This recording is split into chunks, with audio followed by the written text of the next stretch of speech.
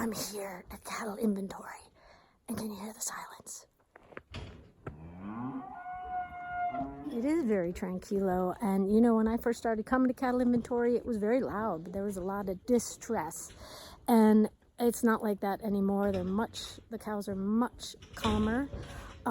For me, it's been super exciting to be part of this organic cattle ranch, because I've been able to see the progress that has happened over the past number of years.